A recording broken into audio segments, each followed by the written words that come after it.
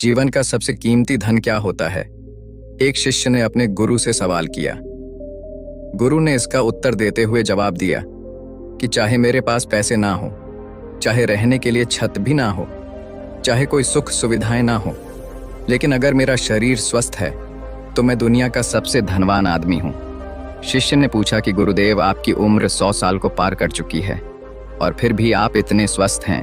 आपकी बुद्धि बड़ी ही तीव्र है और आपका चेहरा भी सूर्य की तरह चमकता रहता है और वहीं पर आपके बदन से भी चंदन सी खुशबू आती है। शिष्य ने कहना जारी रखा कि गुरुदेव, मेरे मन में बहुत बार आया है कि मैं आपसे इसका रहस्य जानूं, लेकिन संकोचवश मैं आपसे पूछ नहीं पाता हूं। कृपया करके आज मुझे वो साधारण से नियम बताने की कृपा करें जिनसे मैं भी आपकी तरह स्वस्थ और निरोगी रह सकूं। नियम अगर आसान होंगे गुरुदेव, तो उसका अनुसरण मेरे माता पिता भी कर पाएंगे, क्योंकि वो बूढ़े हो चुके हैं और वो बहुत जटिल प्रक्रिया नहीं अपना पाएंगे। कृपया करके साधारण से तरीके बताना ताकि कोई भी ग्रस्त आदमी उन नियमों का पालन कर सके। गुरुदेव ने कहना आरंभ किया। सबसे पहले उन्होंने बताया कि सबसे पहले तुम्हें पाचन तंत्र की क्रिया को समझना होगा। जो भी आयुर्वेद का विद्वान होता है वो ये जानता है कि अगर आपका पाचन तंत्र लगातार भोजन पचाने में लगा हुआ है तो स्वाभाविक है कि ऊर्जा की एक खास मात्रा आपके भोजन को बचा रही है।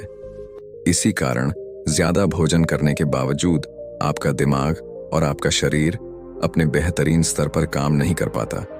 तुमने देखा होगा कि भोजन करने के बाद जब पाचन प्रक्रिया शुरू होती है तो हर जानवर नीचे बैठ जाता है। वो बस बैठ जाते हैं क्योंकि दूसरी चीजों के लिए पर्याप्त ऊर्जा नहीं बचती है, चाहे वो मांसाहारी हो या शाकाहारी हो। हर जानवर खाने के बाद नीचे बैठ जाता है और ये इंसानों के लिए भी एक प्राकृतिक जरूरत है। खाने के बाद वो बैठ जाना चाहते हैं क्योंकि दूसरी चीजों के लिए पर्याप्त ऊर्जा नहीं होती। अगर आप अपनी पूरी क्षमता का इस्तेमाल करना चाहते हैं तो आप अपने शरीर को ऐसा बनाकर रखिए कि आप जो भी खाएं, कुछ भी खाएं, तो 1.5 से 2 घंटे के अंदर आपका पेट खाली हो जाना चाहिए। पेट खाली होने का मतलब है पेट की थैली खाली होना, यानी कि जब भोजन आंत के दूसरे भागों में चला जाता है तब पेट खाली हो जाता है, क्योंकि आंत में प्रक्रिया बिल्कुल अलग होती है। वो पाचन नहीं होता है, वो ऊर्जा को ग्रहण करती है। आंतों द्वारा इस ऊर्जा को ग्रहण करने के लिए ज्यादा ऊर्जा नहीं लगती है, ऊर्जा लगती है। पाचन क्रिया में जब खाना पेट की थैली में मौजूद हो तो बेहतर है कि आप अपनी गतिविधि को कम कर लें। अब अगर सोचिए, सारा दिन आपके पेट में खाना मौजूद रहेगा तो आप अपने जीवन की पूरी क्षमता कम कर लेंगे। आप खुद देखिए कि जब आपके पेट में खाना मौजूद होता है तब शरीर कैसा महसूस करता है और जब पेट खाली होता है तब शरीर कैसा महसूस करता है। आप खुद पाएंगे कि आपका शरीर और आपका दिमाग तब बेहतरीन रूप से काम करता है जब आपका पेट खाली होता है। इसका एक पहलू और है। देखिए, हम सब जानते हैं कि हमारा शरीर हर समय नई कोशिकाएं बनाता रहता है और पुरानी कोशिकाएं खत्म करता रहता है, जिससे हमारे शरीर का शुद्धिकरण होता रहता है। लेकिन जब भोजन हमारे पेट में होता है, यानी कि हमारा पेट जब खाली नहीं होता, तो ये शुद्धिकरण 80% कम हो जाता है। वो सारी गंदगी जो शरीर से अपने आप बाहर निकलती थी, अब वो निकलनी बंद हो जाएगी, जो कुछ समय बाद आपके लिए तरह तरह की समस्याएं पैदा करेंगी। देखिए, योग में पेट का हमेशा साफ रहना बहुत ही महत्वपूर्ण होता है। किसी भी पारंपरिक प्रणाली में अगर आप देखेंगे तो आप पाएंगे कि जब भी आप किसी आयुर्वेदिक डॉक्टर या किसी वैद्य के पास जाते हैं तो सबसे पहले वो आपके पेट की सफाई करते हैं, क्योंकि वो जानते हैं कि आपकी ज्यादातर समस्या पेट साफ ना होने की वजह से ही है। सिर्फ एक दिन के लिए अपने पेट को पूरी तरह से साफ करने के बाद महसूस करें कि आपको कैसा महसूस होता है। आप अपने अंदर बहुत हल्का और सुंदर महसूस करेंगे। हर दिन आपको इसी तरह महसूस होना चाहिए। आमतौर पर पारंपरिक रूप से घी को पहले निवाले के रूप में खाया जाता है।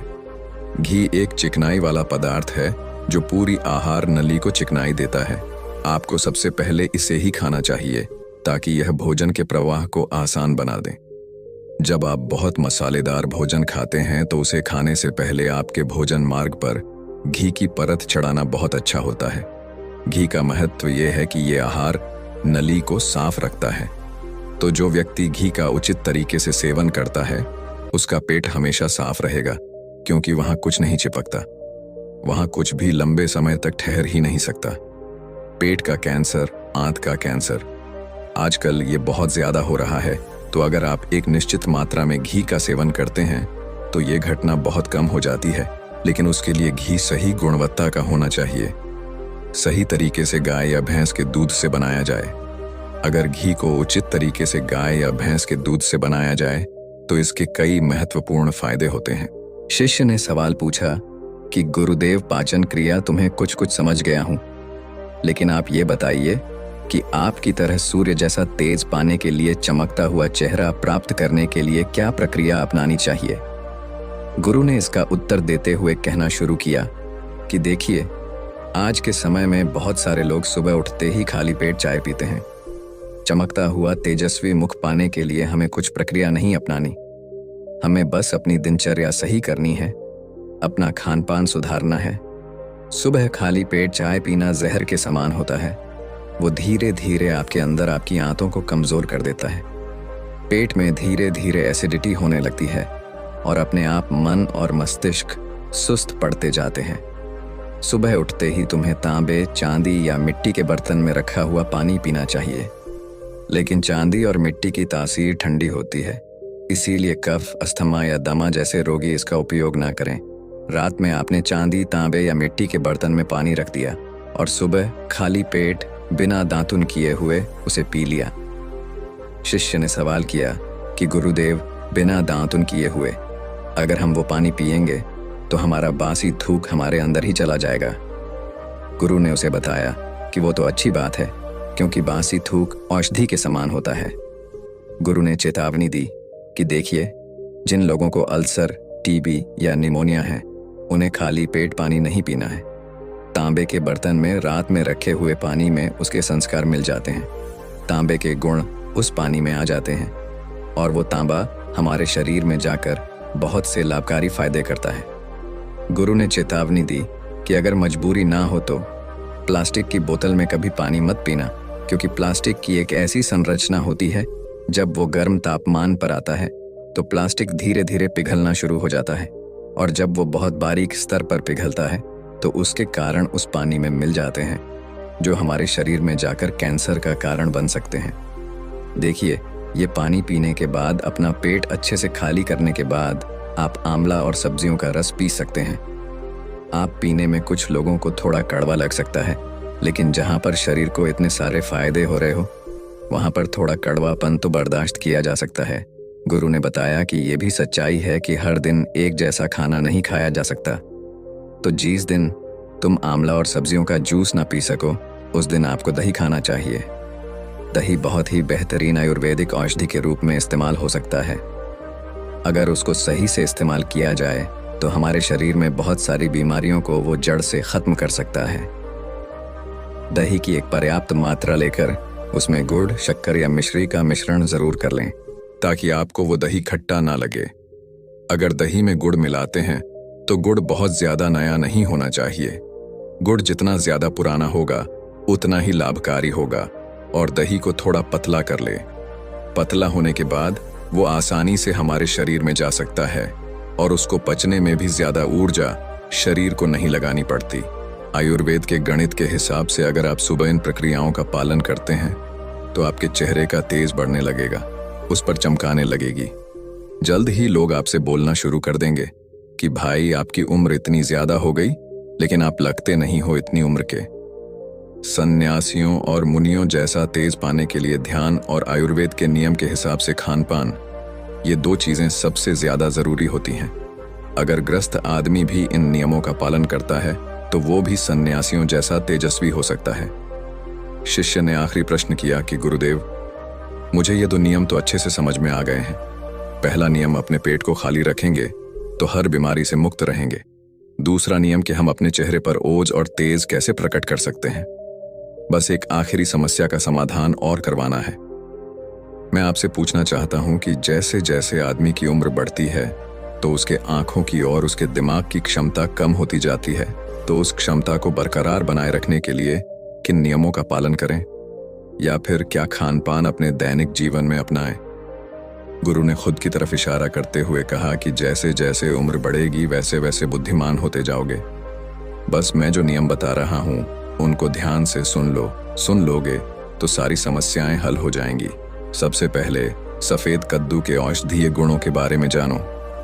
आयुर्वेद के गणित के हिसाब से सफेद कद्दू का जूस कैंसर को मिटाता है और साथ ही दिमाग की तीक्ष्णता को बढ़ाता है। तीक्ष्णता यानी कि तेज बारीक बुद्धि। लेकिन यह समझ लेना कि सफेद कद्दू का जूस ठंडा होता है, इसीलिए अस्थमा और जिनको सर्दी जल्दी पकड़ लेती हो ऐसे लोगों को सफेद कद्दू के जूस का सेवन नहीं करना है। दिमाग और आंखों को तेज करने के लिए जो अगला नुस्खा मैं बता रहा हूं वह हर कोई कर सकता है, बल्कि हर किसी को करना चाहिए। 5 देसी बादाम की गिरी, जो छोटी वाली होती है क्योंकि वही देसी होती है। बड़ी वाली में इतने गुण नहीं होते हैं। इतना छोटी वाली गिरी में होते हैं 5 छोटी बादाम गिरी और 1 अखरोट। रात को पानी में भिगो दो, सुबह उनके छिलके उतारो और उन्हें किसी पत्थर के खरल में, याद रखना पत्थर का खरल, किसी ऐसे वैसे बर्तन में नहीं, क्योंकि इससे उसकी गुणवत्ता खत्म हो जाती है। उस पत्थर में ये डालने के बाद उसे मथना शुरू करो। धीरे धीरे जब आप उसे पिसेंगे तो वो बारीक होने लगेगा और उसके बाद उसमें दूध डालना शुरू करो ऊपर से। दूध गाय का होना चाहिए, वो सबसे ज्यादा बेहतरीन रहेगा दिमाग के लिए। इस्तेमाल करने को भैंस या बकरी का भी कर सकते हैं, लेकिन गाय का दूध सबसे ज्यादा महत्वपूर्ण हो जाता है। जब दिमागी समस्याओं के बारे में बात आती है तो अब उस बादाम और अखरोट को दूध के साथ पीसना शुरू करो। धीरे धीरे जितना आप पीसेंगे उतनी उसकी गुणवत्ता बढ़ती जाएगी। अब कुछ लोगों को लग रहा होगा कि दूध के साथ हम बादाम यूं ही खा लें, तो या फिर पत्थर के खरल में पीसने की बजाय उसे मिक्सी में पीस लें। तो मैं बताता चलूं कि पत्थर के खरल में उसे पीसने के बाद उसकी गुणवत्ता 100 गुना ज्यादा बढ़ जाती है। अच्छे से गाय के दूध में पीसने के बाद जब आप इसका सेवन करेंगे तो आपकी आंखें और आपका दिमाग, इनके लिए ये बहुत ही लाभकारी रहेगा। जिन लोगों को भूलने की समस्याएं होती हैं, जो छोटी छोटी चीजें रखकर भूल जाते हैं, जो लोग दिमागी रूप से परेशान रहते हैं, तनाव बना रहता है, चीजों के बारे में ज्यादा सोचते रहते हैं, ऐसे लोगों के लिए ये एक ठंडाई का काम करेगा। उनके दिमाग में एक ठंडक पहुंचाएगा जिससे उनका दिमाग अपने बेहतरीन स्तर पर काम कर पाएगा। शिष्य ने ये नियम अच्छे से कंठस्थ कर लिए और उसके बाद घर जाने के लिए अपने गुरु से आज्ञा मांगी। शिष्य अपने गुरु से आशीर्वाद लेकर अपने घर की तरफ प्रस्थान कर गया। तो दोस्तों, कैसी लगी आज की कहानी? अपनी राय हमें कमेंट में ज़रूर बताएं। अगर अच्छी लगी हो तो इस पोस्ट को और लोगों के साथ शेयर करें।